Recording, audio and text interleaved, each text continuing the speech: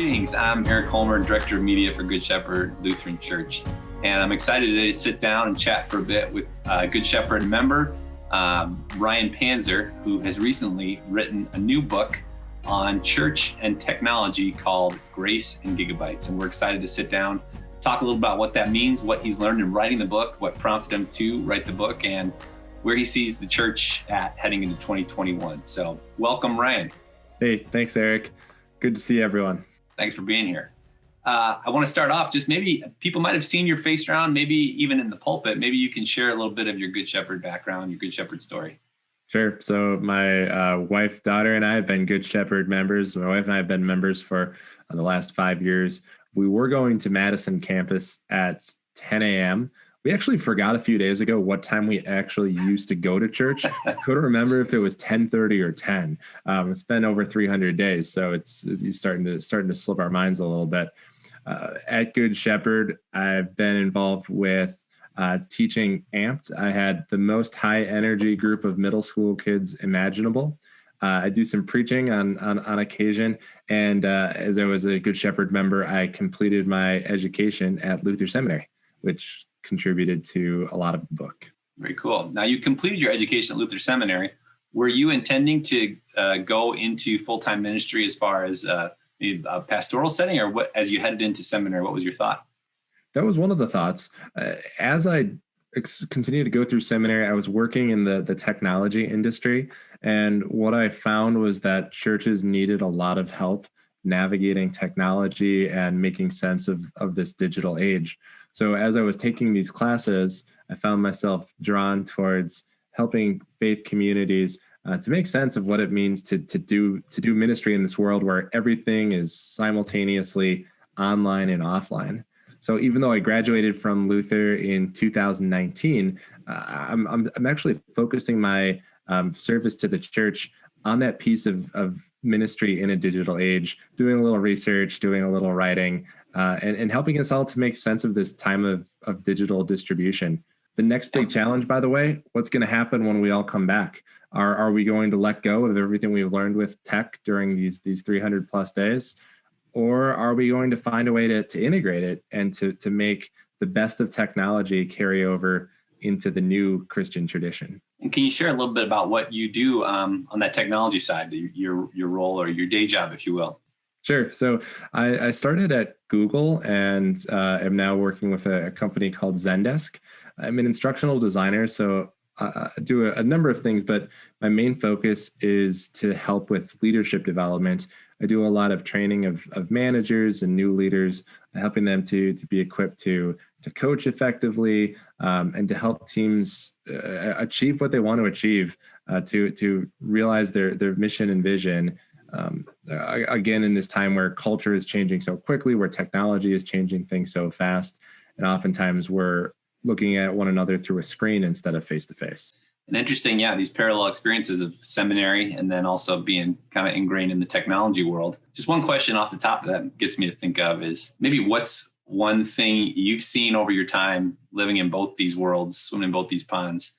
What's one thing that you think the church world could learn from how you see the technology world operate? And what's one thing the technology industry needing that the church does well? Well, they have a lot to learn from one another. If the church could learn one thing from the world of tech, it would be to be agile and to continuously iterate.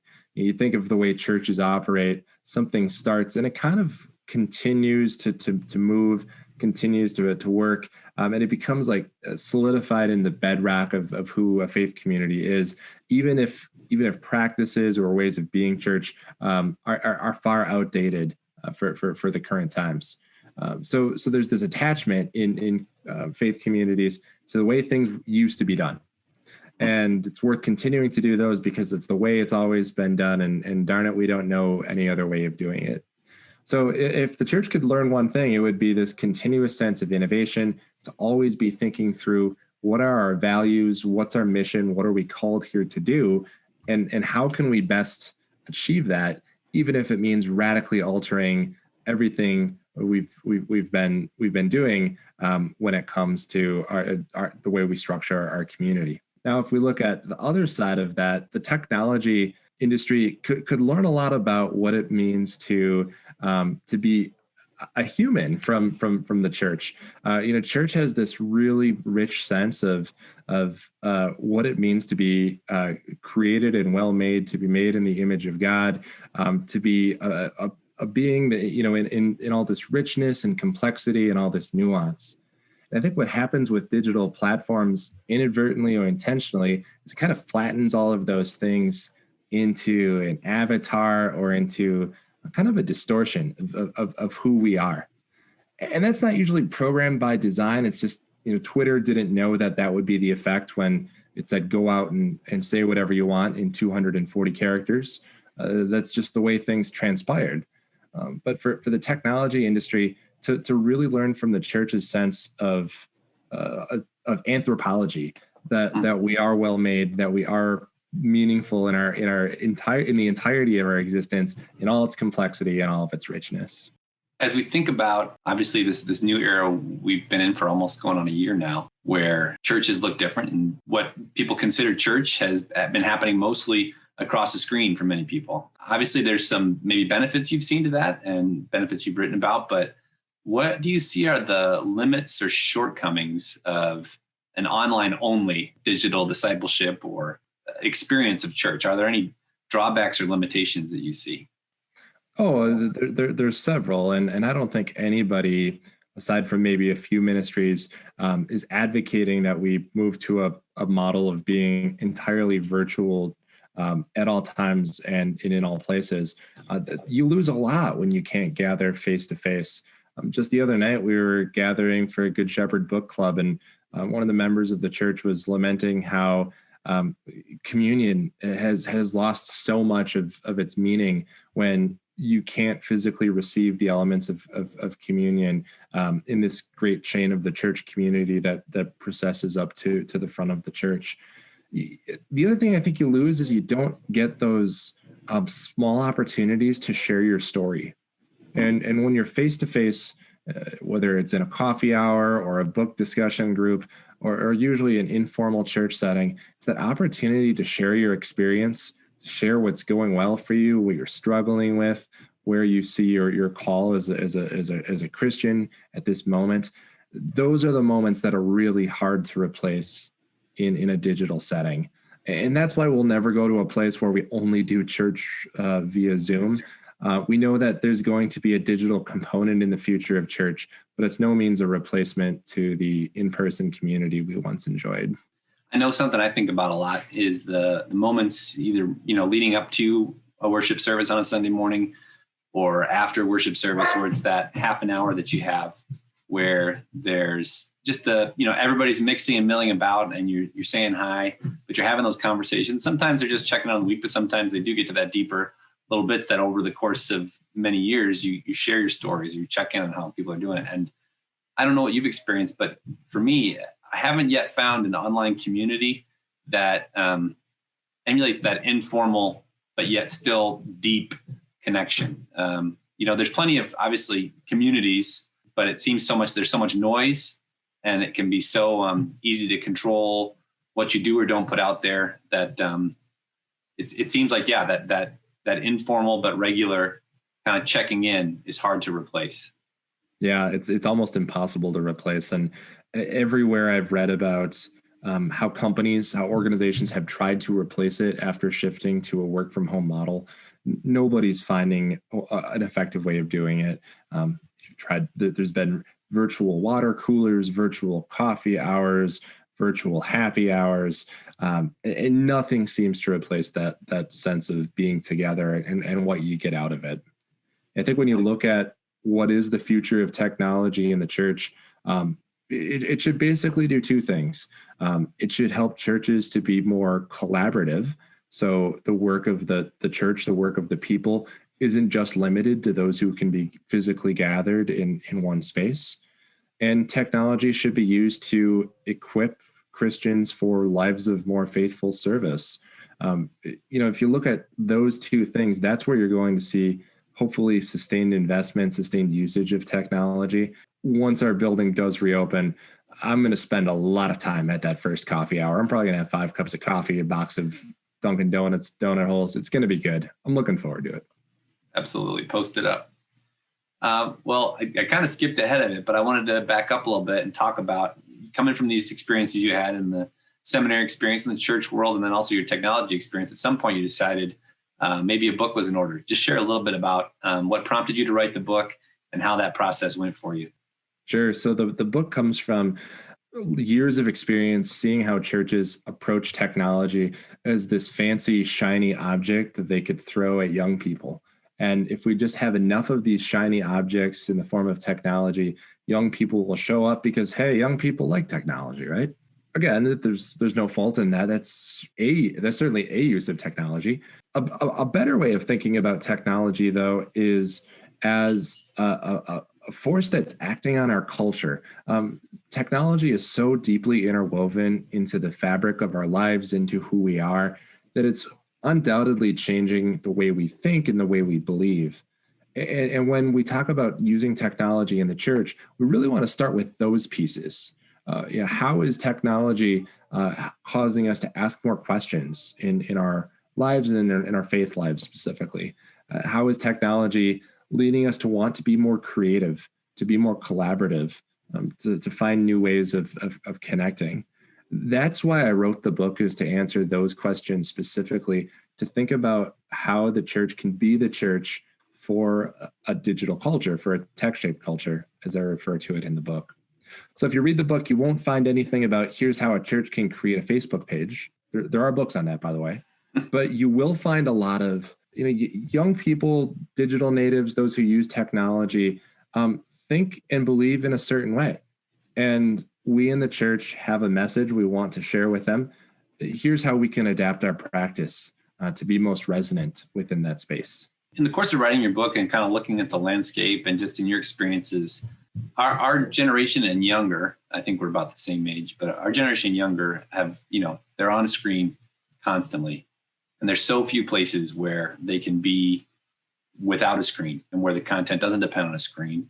How do you think church can navigate that space and maybe, try and get the Goldilocks thing right, where it's not too much technology, not no technology, but just the right amount, so that there is this kind of refuge where it's not dependent upon the slickest and most modern experience, but still feels relevant to them? I guess, and put another way, what level of technology do you feel like the next generation is looking for from their church? Well, it can be very low tech. It can be no tech. It can lack polish or professional production entirely.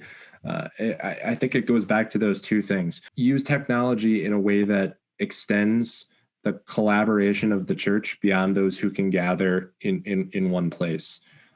Just looking at my life right now, I would have even if it weren't a pandemic, I would have such a hard time making it back to church in the evening for some kind of a gathering, for some kind of a meeting or a book study group, because by the time I get home from work, make dinner, hang out with the kid a little bit, there's just no hours left in the day. So technology offers a way in for those who might not be able to physically set foot in a church building for many different reasons. And then again, it goes back to equipping. Digital tech should support our Christian practice. It should support our faith and spirituality. If you look at the most popular apps these days, that especially throughout the course of the pandemic, a lot of them have to do with mindfulness, with meditation, with gratitude, even with fitness. That's no coincidence. Those are experiences that equip people with the ability to be resilient during tough times. When we in the church use technology, we want to equip people to live out their Christian vocation, whether that's through worship or content or a scripture or contemplation or other practices. There's an opportunity for church to plug in to that using technology to really equip and enable people to do something. How do you think, you mentioned before equipping people to serve, and I think through what does it look like to serve using technology? Do you think that's something that's possible? How can you extend service? Or is it more that technology inspires a service that takes place offline? I mean, it can be both. You can certainly find ways to serve your neighbor when you're communicating through a screen. That doesn't have to be the only way by any means. When I think about um, what technology really affords is it affords that enabling, that equipping. So when you go out and you live your life, you're able to be the best possible neighbor, to be grounded in your Christian identity, to know who you are, and as Sarah Iverson often says, whose you are. And that's a posture that will carry with you through all of your interactions. So it's not necessarily that we in the church are in the business of, running a card making night on a Zoom call. That can be a really great activity, but I think the more interesting question is, how do we equip people to live their daily lives? Because that's where we live out our Christian identity, is in this often mundane interactions we have with our neighbors on a day-to-day basis. In the course of writing your book, did you connect with other churches to see how they were, navigating this world? What did the research look like for putting this book together? Yeah, I connected with many other churches, some very high tech, some very low tech, that were thinking through what it means to engage a digital culture. A lot of them have very polished digital presences. A lot of them have websites that you might have expected to see in like 1997. So there's a huge range there. What they have in common is a curiosity about what really matters to those who are shaped by digital culture, which, by the way, is all of us, and to be constantly revisiting their sense of mission and what it means to be the church alongside those neighbors, alongside that community. And now, as you mentioned earlier, we're coming in hopefully to a phase where there's going to be this next chapter. What does it look like when there's people coming into church and still a sizable population that for one reason or another is still partaking in worship through a screen? Just in thinking through and in kind of forecasting, how do you think the church can best respond to that kind of in-between phase that appears to be that we're entering, so that nobody's left behind, but that we're still trying to return to something resembling what our previous experiences look like? So if you look at what's just on the horizon, what's just on the horizon is an era of what you might hear referred to as hybrid ministry, ministry that is a both and experience with digital connection and with face-to-face connection. The best way to think about that right now is just to think about it, to consider what that will look like, to consider how we might take the best of what's working online and make it part of our practices as a faith community whenever we reach our new normal. So I think it's helpful for all of us to just check in and say, what did I like about being a member of a church community, being a member of Good Shepherd during this time of digital distribution? Odds are you didn't dislike everything. There's probably aspects that you'd like to carry with you. Be mindful of that, because you'll want to contribute that perspective as the decisions about what comes next are made. But for now, it's also important to recognize that new normal is still a ways off. I think the expectation that we're going to get back to what we once enjoyed, we won't really ever get back to the way church looked in February 2020. So I think it's also wise to be patient, to continue to realize that this will go on for a long time, and on the other side, things will look different in ways that we can't yet imagine. And as people are watching this, maybe thinking about the way church connects with technology and how their congregation will utilize it, or the thoughtful ways that they will go forward, what are a few good questions they can be asking as a congregation as they move forward into this next chapter? What questions should lead this next phase? So most important question, who is God calling us to be and why? If you can answer that question, and if many in your faith community can answer that question in a similar way, you'll be able to navigate this next chapter, this next transition. What's unlikely to work is for churches, for faith communities to say, we want to do these things with technology. We don't really know why, but these technologies are kind of trendy and hip, so we're going to go ahead and start a TikTok channel. Start with the why. Start with the mission and the values and the purpose, and make sure those things are widely known throughout the community. The second thing too is to think about what it really is going, what it's going to look like to be able to have a sense of agility and discernment as we move into our new normal, because not everything's gonna work as smoothly as we might expect it to. So how can we fail fast? How can we move quickly, try a lot of different approaches, and then adapt them based on that core question of who are we and who is God calling us to be? If we can do those things really well, the church is well positioned to move into this next phase of being a post-pandemic faith community. Who are we and who is God calling us to be? Two great things, for any time to be thinking about forever, right? Absolutely. Well, I want to say thanks again to Ryan for stopping by and sharing a little bit about what he's been thinking about, writing about. The book is Grace at Gigabytes. It's available now. You can find it, I know, at Amazon.com and also at Fortress Press. Is that correct? Yep. So, please check it out in digital or old-fashioned print format. I know I still like flipping through the pages, but wherever you want to take a look, you can check it out. And again, thank you, Ryan, for joining us. Hey, thanks for listening, everyone. Looking forward to grabbing a cup of coffee, maybe discussing the book with you all as quickly as safety allows. Good stuff. We'll hope to see you soon.